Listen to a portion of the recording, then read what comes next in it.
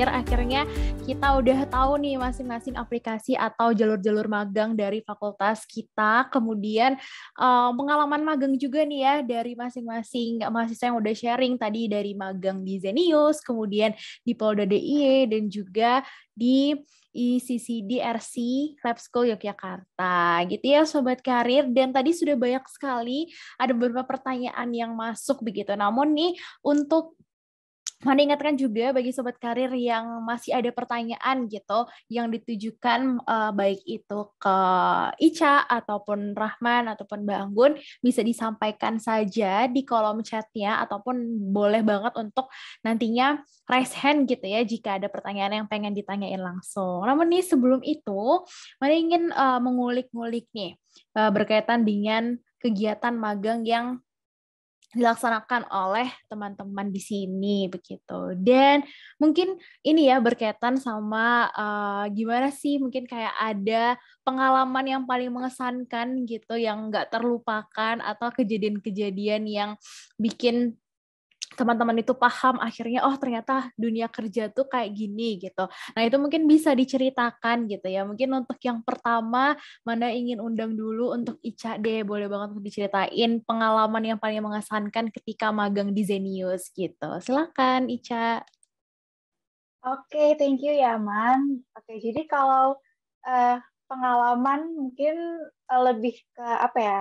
Pengalaman untuk nggak interview kandidat gitu ya, Man. Karena waktu di Zenius sendiri itu aku benar-benar istilahnya dilepas dan kayak ditugasin langsung benar-benar ditanggung jawabin untuk membantu ngehandle posisi-posisi yang notabene nggak cuma untuk posisi intern tapi ngebantu untuk ngerekrut posisi karyawan full time gitu. Jadi di situ aku benar-benar kayak oh ternyata gini ya, kalau misalnya kita tuh mau cari kerja di company gitu, karyawan untuk posisi full time gitu. Jadi aku nge-interview banyak beberapa kandidat juga untuk beberapa posisi, dan di sana ya aku juga sempat dapat kayak insight-insight baru dari mereka gitu. Terus kayak dapat pandangan baru dari kita cerita, misalnya nge-interview terus kita cerita-cerita di situ, dapat pandangan dari mereka, termasuk apa ya, ada cerita-cerita lucu juga gitu dari kejadian atau proses interview yang aku jalankan waktu itu gitu sih, Man.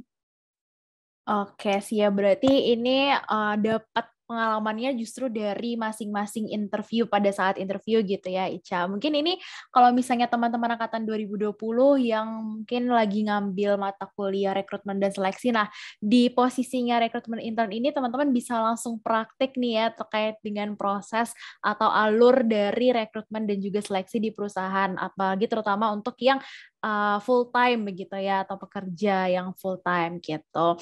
Oke deh, thank you banget sharingnya Ica. Dan kita langsung masuk nih ya ke selanjutnya. Kira-kira pengalaman magang di Polda itu seperti apa sih? Rahman mungkin boleh diceritain juga. Oke, thank you Manda. Sangat luar biasa sekali sih untuk pengalaman magang di Polda ya, khususnya di instansi gitu. Apalagi kan kerjaannya beda ya, lebih formal dan lebih wow lagi lah, banyak lagi lah tantangannya. Tapi itu semua tuh terpatahkan karena kita juga sangat apa ya, terayomi nih untuk melakukan praktikal ilmu psikologi yang telah kita pelajari sebelumnya. Dan kalau misalnya teman-teman kita tahu kan, kalau misalnya kita belajar psikologi kan hanya teori ya teman-teman. Nah di Polda tuh kita semuanya makan tuh semua tes-tesnya, kayak wah keren banget gitu. Dan kalau misalnya teman-teman nantinya untuk di periode aja tuh kita sempat untuk melakukan pengawasan dan penggunaan alat tesnya aja teman-teman. Kalau misalnya periode magang teman-teman lebih jauh lagi nantinya, teman-teman bisa ngikut ke proses rekrutmen calon-calon polisi yang baru, kemudian teman-teman bisa melakukan asesmen pernikahan, maupun nanti teman-teman ditugaskan untuk datang ke lapas dan untuk ikut serta bersama supervisor mengamati observasi apa aja yang dilakukan di kegiatannya di sana gitu. Dan pastinya sangat luar biasa sekali sih, kita juga mendapatkan berbagai macam konsumsi yang menarik nih ya nanti yang mengulas perut, jadi enak banget lah. Pokoknya sangat sangat luar biasa untuk punya pengalaman magang di Polda seperti itu.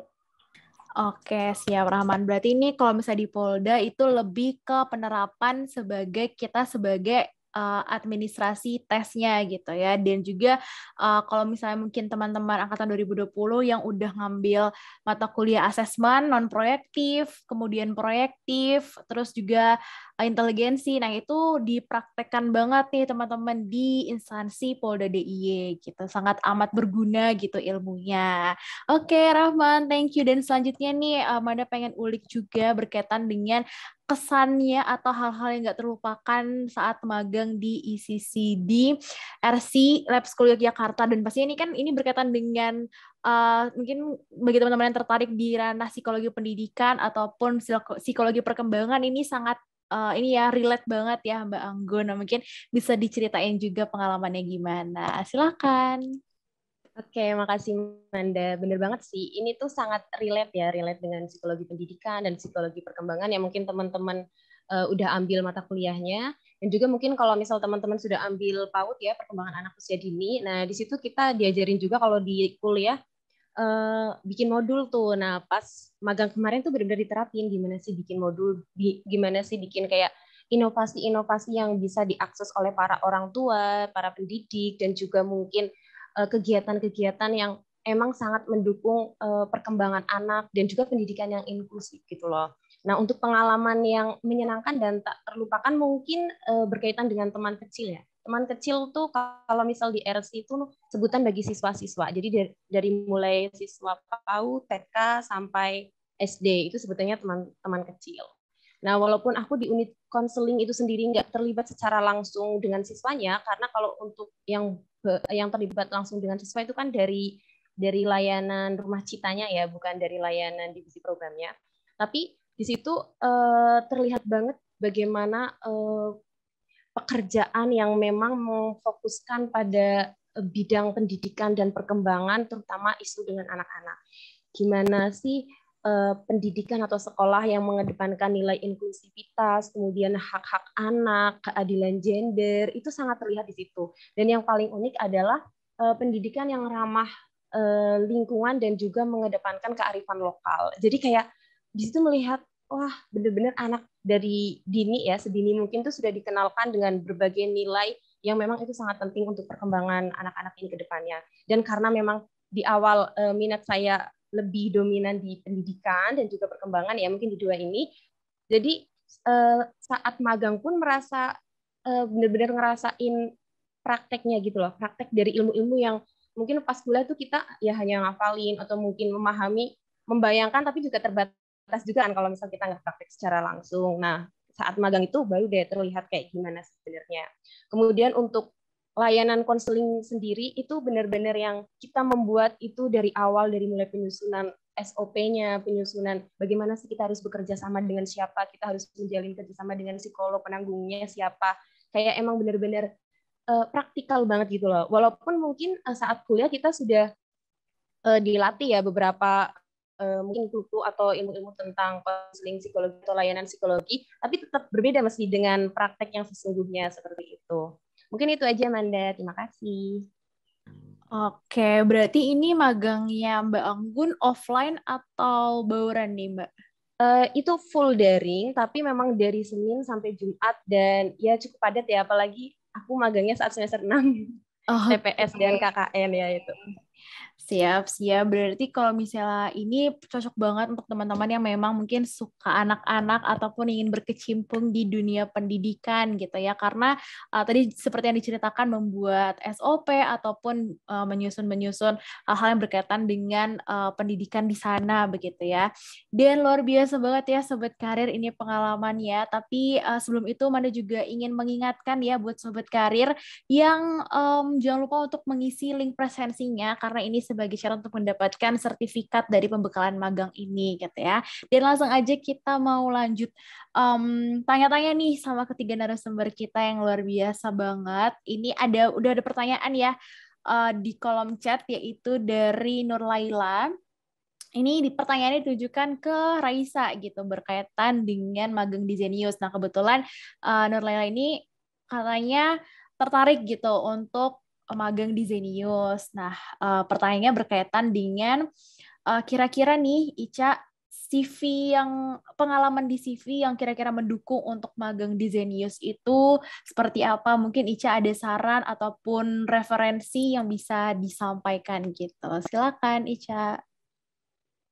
Oke, Manda. Oke, Layla, thank you banget ya untuk pertanyaannya. Menarik banget nih. Jadi, kalau untuk CV ya, kebetulan Zenius ini juga merupakan magang pertama aku gitu bisa dibilang. Jadi untuk experience sebelumnya itu aku juga lebih ke organisasi dan kepanitiaan gitu. Nggak ada yang pengalaman magang juga gitu maksudnya. Nah, jadi kalau terkait konten mungkin ya atau isi dari CV itu berdasar sedikit pengalaman aku juga kemarin gitu ketika membantu untuk merekrut intern juga gitu ya. Jadi kalau untuk konten CV mungkin sebaiknya bisa lebih disesuaikan gitu dengan job desk dan requirements dari posisi yang kita tuju gitu. Misalnya nih kita mau apply untuk posisi recruiter gitu ya, misalnya rekrutmen intern gitu kayak yang tadi itu.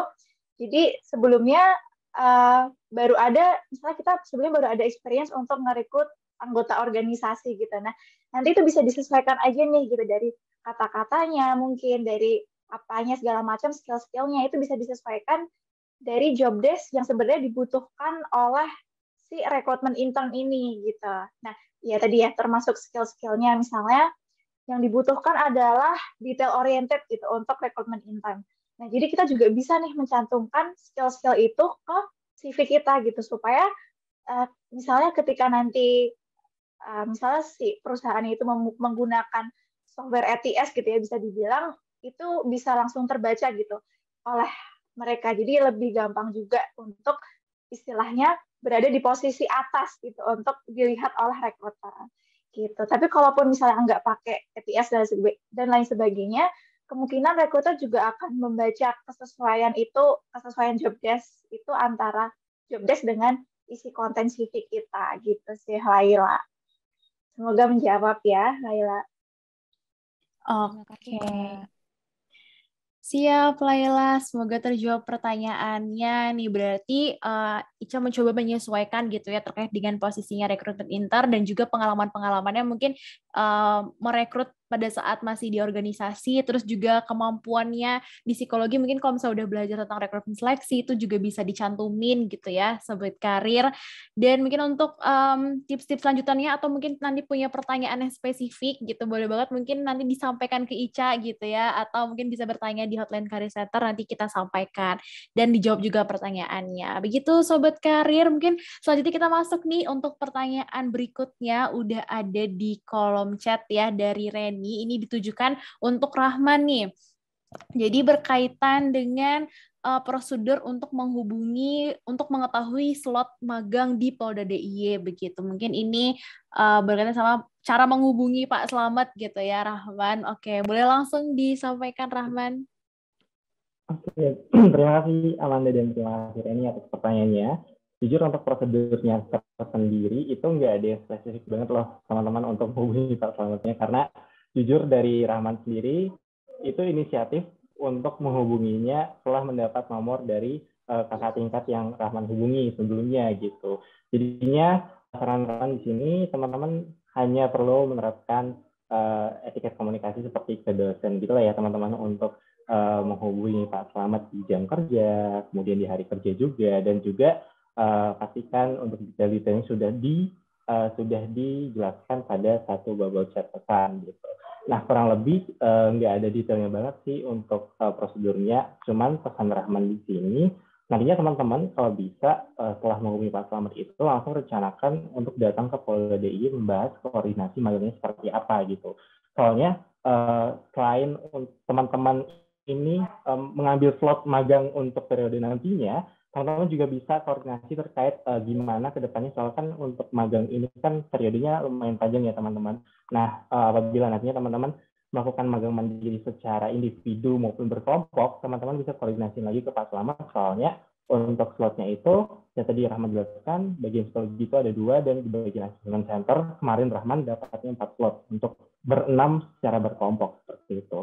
Jadi kurang lebih nggak ada prosedurnya, cuman nantinya kalau teman-teman pengen hubungi Pak Slamet segera mungkin bisa follow up lagi ke lewat Rahman atau lewat Amanda kali ya untuk menanyakan nomor dan sebagainya. Dan mungkin sekian dari Rahman. Terima kasih Reni dan Amanda. Matur kepada Amanda.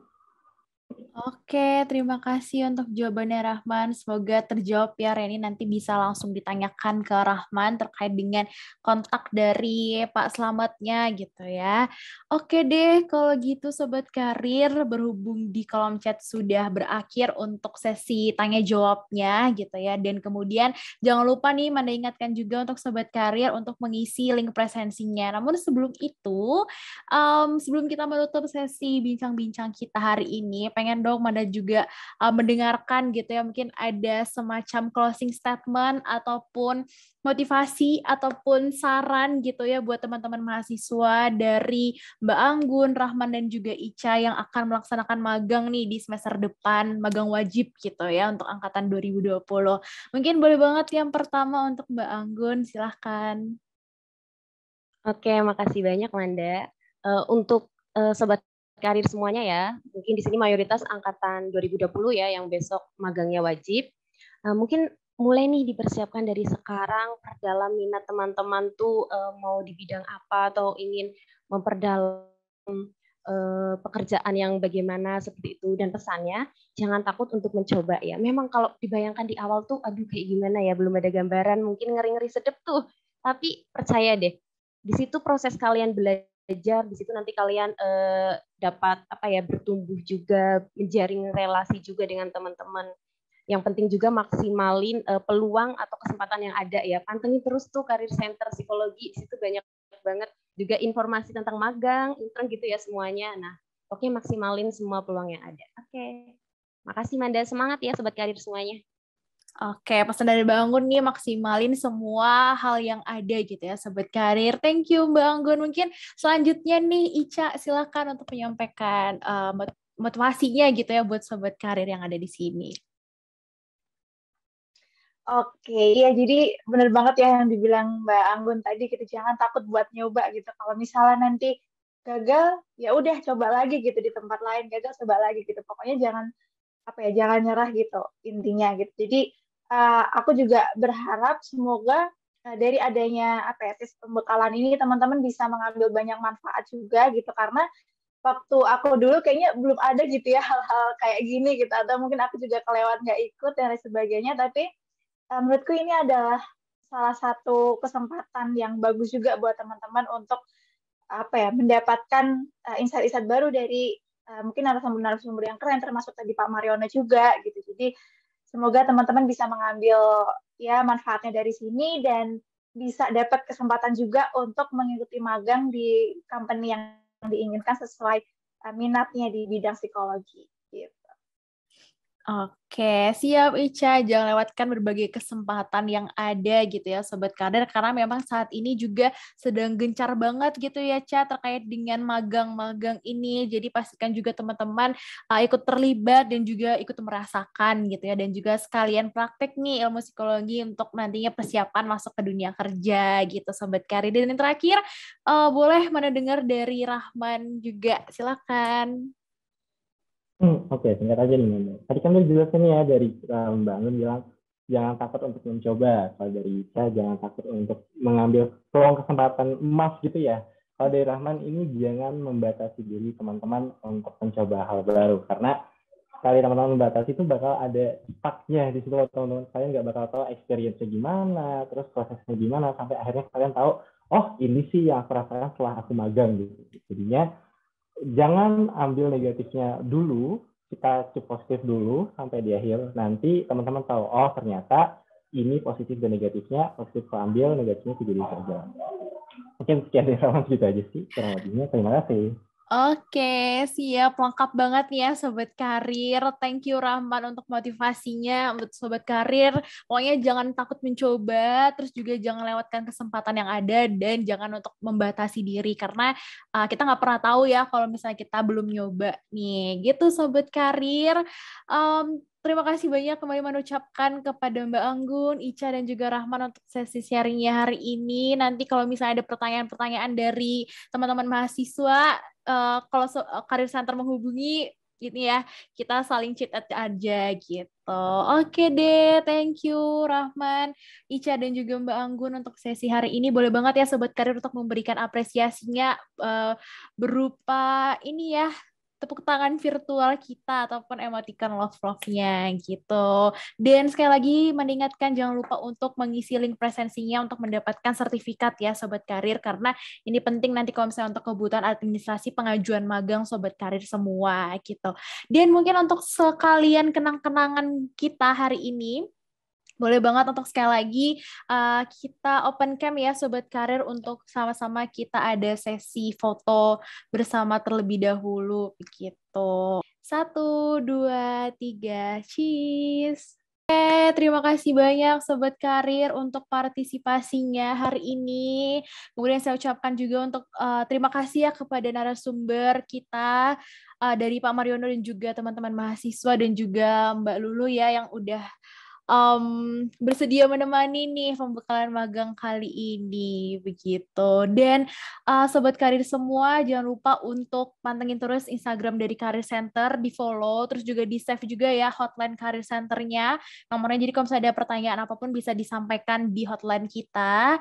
Kemudian nih jangan lupa isi presensinya juga Sobat Karir agar mendapatkan sertifikat begitu. Dan juga mungkin ini pesan singkat dari saya gitu ya teman-teman, bahwa dulu pada saat saya masuk ke Fakultas Psikologi di awal banget itu pada saat ya masa PPSM PPRK gitu ya, disampaikan oleh salah satu dosen bahwa anak psikologi itu peluang kerjanya sebenarnya cukup luas, banyak banget, karena di mana ada manusia di situ ada ilmu psikologi yang bisa digunakan gitu. Jadi jangan takut untuk kira-kira nanti abis lulus ini kita kerja apa ya gitu, jangan sampai berpikiran kayak gitu, karena di mana ada manusia di situ ada ilmu psikologi yang bisa kita terapkan gitu Sobat Karir. Mungkin sekian dari saya Amanda mewakili seluruh panitia dari Karir Center, pamit undur diri, mungkin sampai bertemu lagi di lain kesempatan, karena nanti upcoming ada event untuk sosialisasi